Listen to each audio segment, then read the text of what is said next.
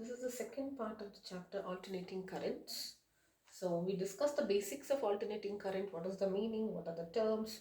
What do you mean by RMS value? What is the mean value? Instantaneous value, and what are phasor diagrams? Let us now start with an AC circuit containing a pure resistor. Okay, so what if there is a circuit which contains pure resistor? How do I get the voltage, current, whether they are lagging, and all the other details? Okay, so this is my simple circuit. I have a resistor which is connected to a AC source. There is only a resistor, no other components. Let the resistance of this be R, and this is the AC source. Okay, so the voltage at any time is given by Vm or V naught. In some textbooks it will be V naught sine omega t, where omega t is the angle. What will be the current? Okay, so this is at any instant. At any time instant, V is given by this. So what will be the current at any instant? Current at any instant is given by is equal to I is equal to V by R, where V is the voltage at any instant. And what is V? Vm sine omega t. So I can write this divided by R, right? So I will write it this way. V is Vm sine omega t divided by R. I will just group this together, and what is this? This is Im. So I will get this as I is equal to Im sine omega t. Now just compare these two equations. Voltage is sine omega t, current is max current into I omega t. There is no phase difference between them both. That means voltage and current in the case of pure resistive circuit are in phase. They are in phase. Very, very important. Okay, so how will the diagram look like? Let us draw the wave diagram first. So you have, this is 0. Okay, so if you say voltage is something like this, so this will be 2 pi, and this will be like omega t. This is V versus I on the y-axis. Okay, and this is pi or 180. This is 90. So this is my V graph.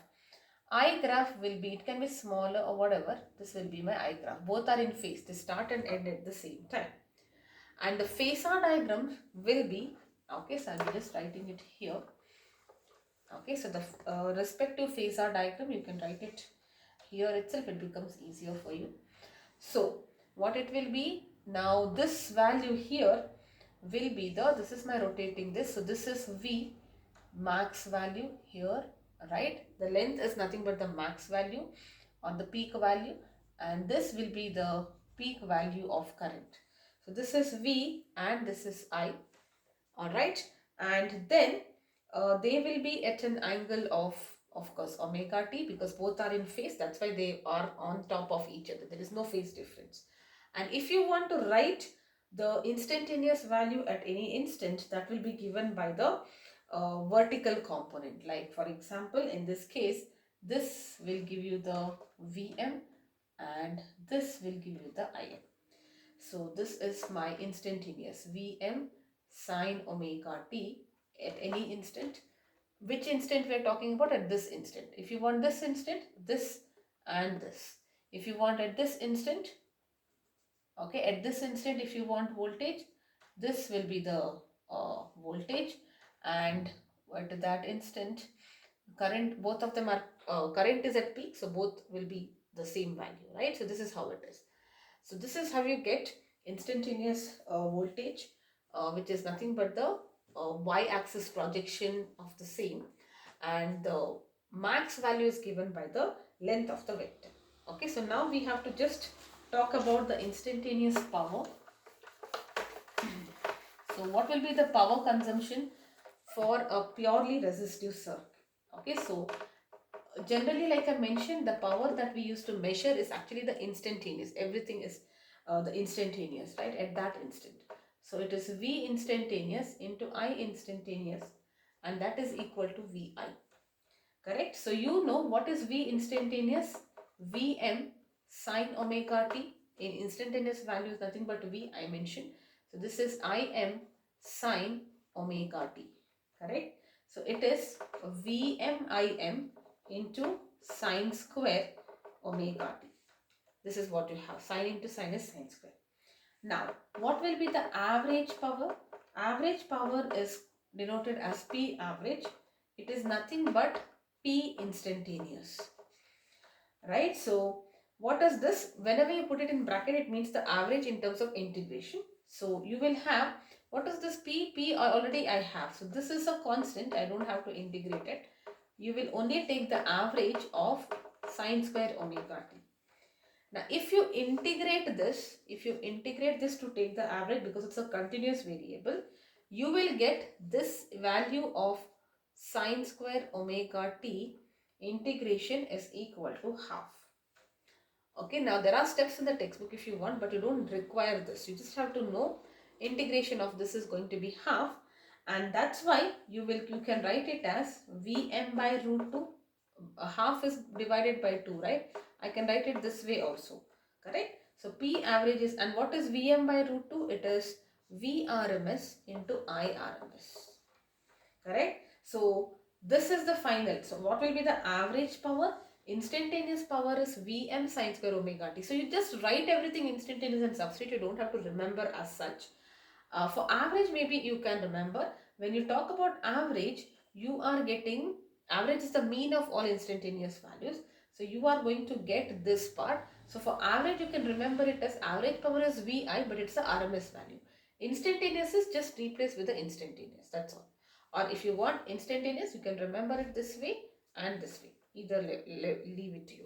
You can also write it as V square RMS by R or I square RMS into R. And just to recollect, what is this RMS voltage? It is the constant voltage which needs to be supplied in a DC circuit if both DC and the AC circuit have the same value of resistance, and you need to develop the same power loss. If the power loss or the heat should be the same, and the resistance value is also same, what is the constant value that has to be supplied in the DC to get the same power consumption as in the case of AC with the same value of resistance and for the same time period? Okay, so that is your Vrms, and that is Vm by root 2 or 0.707 root 2. Alright, so that is about AC circuit with the pure resistor. Now let us talk about AC circuit with the pure inductor. You have to know the circuit diagram, you have to know the final result of whether voltage and current are in phase, and you have to know the power thing. Okay, so this is for a pure inductor. Power, you need to know the expression for power because you need it in numericals. Okay, so this is my inductor. This is L inductor. Okay, so let us say this is a pure inductor of inductance L. L is the inductance of the inductor. Inductance is the opposition to the change of current. The voltage at any time is, again, we are starting with the same thing. Voltage at any instantaneous voltage is given by Vm sine omega t. And you know, now this is instantaneous voltage, so it varies with the time. Because the voltage is changing, it creates a changing magnetic field and an EMF is induced. Okay, see, this is alternating current. Alternating current will always give you, there is a changing current. Changing current will give you a changing magnetic field or magnetic flux, and an EMF is induced. This EMF is given as per Faraday's law as E is equal to minus di by dt, according to Faraday's law, where di by dt is the rate of current at that instant. And if you apply Kirchhoff law to this loop, you will get V plus E is equal to 0. You put a loop, there is no resistance here, so V plus E will be equal to 0 because there is no voltage drop, right? So now you substitute V and E values. So it is Vm sine omega t minus L di by dt will be 0. Shift this side. Vm sine omega t is L di by dt, or di will be equal to Vm by L into sine omega t dt. So I am just cross multiplying this, and if you want I, it is integral of di, correct? So that will be integral of Vm by L sine omega t dt. So this is a constant, so it comes out Vm by L is a constant. So integral of sine omega t is minus cos omega t, and then you have to divide by omega here. Correct? So this is the integral. So this omega also will come out. So you can write it as I is equal to Vm by omega L. Now this omega will come out and it is minus of cos omega t, and you can write this minus cos omega t as sine of omega t minus pi by 2. How you can write it? Look at that. Cos theta, if you apply complementary angles, it is 90 minus theta. Now, if you put a minus sign here, it will be minus here also. Correct? So, minus cos theta, because we want minus here. Minus sign is nothing but sign of a negative number. Sign of minus theta is minus sine theta. So, this minus will come inside. So, that is how you get this as theta minus 90. Okay, so that's exactly what you have here. Theta minus 90. So this is what you get. So what is the final thing? Now this can be written as Im. So it is Im sine omega t minus pi by 2. Now if you observe this, this is the voltage and this is the current. You see that voltage is leading or current is lagging. So a pure resistor, voltage leads current by an angle of pi by 2. Very, very important. Okay, I will draw the phasor, the graph in a while. We are just doing this derivation. And what is this Im will be equal to Vm by omega L. Now, it looks like I is equal to V by R. So, this can be equivalent to the resistance, and this is called as XL, which is called as the inductive. Okay, so this is XL. We can write it as XL. I will tell you what is XL. It is similar to resistance. It is also called as inductive reactance. Inductive reactance. That is your XL. What is this inductive reactance? Inductive reactance is the effective opposition. It is like a resistance only, but in an inductor. Okay, in a purely inductor. So inductive reactance is similar. It has the same unit. The unit is ohms for this. Okay, so this unit is ohms. So inductive resistance is the effective opposition offered by an inductor to the flow of AC. If the opposition is because of a resistor, we call it as resistance. Opposition to the flow of current by an inductor is inductive reactance. And inductance is the opposition to the flow of change of current. Inductance is change. Inductive reactance is just to the flow of current. Okay, so that is your inductive reactance. And we can see that the voltage is leading by an angle of 90 degrees or pi by 2 radians. Okay, let us now draw the diagrams to understand this. So if you graphically, if you write this is V or I here and this is omega t here. So let us start with voltage. Voltage, if it is starting here, voltage is leading, that means current is lagging. So current will start here. Current, so it will be something like this. This is how the current will start. This is your voltage and this will be your current. Generally we write it in dotted lines, but it is fine. Again, this is pi and this is 2 pi. So voltage is completing one cycle. Current is yet to reach its cycle. It is lagging. Yeah, it will reach it somewhere here. Okay, so there is a phase difference of 90. Now, how do we draw it in the form of a phasor diagrams? Okay, so this value here, okay, this will be your V vector. This is my V vector. And here will be my I vector, because I is starting here. I'll just draw it. You can draw it anywhere. You should show the angle as 90 degree. That's all. This angle will be 90 degree. Okay, and what will be omega t? Omega t is always this one, angle with respect to the initial position.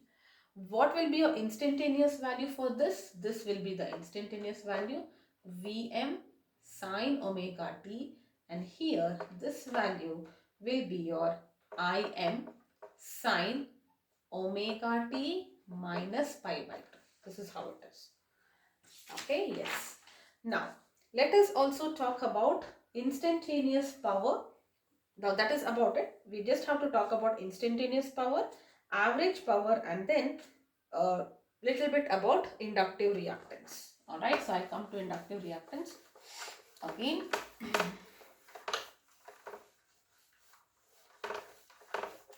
So for a purely inductive circuit, let us now understand how do you calculate the instantaneous power.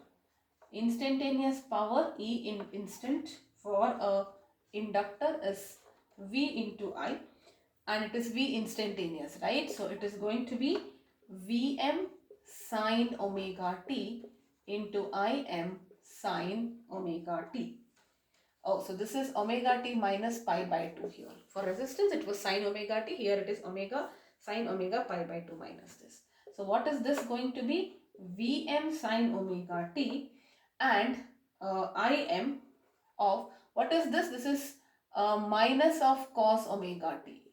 Correct? So what do we get? I can take that minus sign outside. So you get minus Vm into Im sine omega t cos omega t. And then you divide by 2 and multiply by 2, and this becomes 2 sine a cos a, sine 2a. So it is minus Vm Im by 2 into sine 2 omega t. This will be the power. Okay, this is the instantaneous power. What will be the average power? Average power over a cycle is going to be 0. Why? Because inductance, it does not have any losses, and such a current which is flowing will be called as the wattless current. Okay, so always remember, for a resistor we had average power, right? Average power was Vrms into Irms. We had derived that, or Vm by root 2 into Im by root 2. What is this wattless current? The current which is flowing in an AC circuit when it is purely inductor or purely capacitor, which we will understand in a while, wherein the average power over a cycle is 0. That means there is no power loss, and that is why it is called as wattless current. So zero power loss. Only resistor is the circuit. Resistor is the component which is responsible for power loss in the form of heat. Okay, and that power loss is given by I square RT, right? Power is I square R. Inductive circuits and capacitive circuit, they do not create any power loss, and hence the power loss is 0 over a cycle, because of which there is no power loss. That's why it's called as wattless current. Okay, now the last topic here will be definition of inductive reactance. We had done this. Im is Vm by omega L, and we clubbed this omega L as XL, which is similar to the resistance. It is very similar to resistance because I is equal to V by R, but this is special because it's an inductance, so we call this as inductive reactance. It is not resistance, it is called as reactance, but it is similar to resistance. What is this inductive resistance? Inductive resistance XL is given as XL. This is inductive reactance. X is reactance for a pure inductive circuit, so we write it as XL. It is omega L, or angular frequency into inductance. This is the opposition to the flow of AC current by a inductor. Alright. Now for a DC circuit, you don't have omega, it is 0. Therefore, inductive reactance is also 0. For a AC, this is not 0. So you will have some inductive reactance. That means an inductor will only oppose AC current, but it will easily allow DC current. Okay, please remember that. Now, the variation of inductance will be something like this. If you draw a graph of XL, that is inductive reactance, with the frequency, you can see that XL, what is angular frequency? This is angular frequency, it is 2 pi L. So it is varying directly with this thing. So you can write this like this. So you can see that if this is L1, if this is L2, and this is L3, for different reactance, this is going to be greater. So L3 is greater than L2 is greater than L1 because it is directly proportional. Alright. And SI unit of this will be ohms, just because it is very similar to the resistance, but this is resistance of opposition to the flow of current only when there is a pure inductance, and that is called as inductive reactance. Okay, so that is it about AC circuit which contains a pure inductor. Now we have to, and what is the summary? The summary is you define a term called as inductive reactance, which is omega L, which is like a resistance in the inductive circuit, and we understood voltage is leading current by 90 degrees. Now let us understand pure capacitor. Okay, AC circuit with a containing a pure capacitor. So you have a capacitor which is with the capacitance C, which is connected to a AC circuit. Alright, now the instantaneous voltage, again everything will start with the same thing. Instantaneous voltage is given by this. Alright, where Vm is the peak value or the amplitude. If you say there are Q charges on the capacitor, what is this capacitor doing? It is charging and discharging, right? So let us say there are Q charges at some time instant t. Then what will be the potential difference across the capacitor? If you say at a particular time c, a time t, I am saying that there will be Q charges on the capacitor. If that is the case, what will be the potential difference across the capacitor? You know Q is equal to CV, or V will be equal to Q by C, charge by capacitance. Correct? So now I can write what I can write. I want current expression, right? I know current is rate of flow of charges, so I can write it as dq by dt, which is also d by dt of this, right? C into V. Or what is V? D by dt is of V is Vm sine omega t into C. Now there are some constants which I can, if you take the differentiation of this, what will this be? C is a constant, so it comes out. Vm is a constant, it comes out. Differentiation of sine function is cos omega t into omega. So omega also comes out. So I have I is equal to omega cvm into cos t. Correct? Now I have to write this cos in terms of sine. So what I will do, I will write omega c into vm.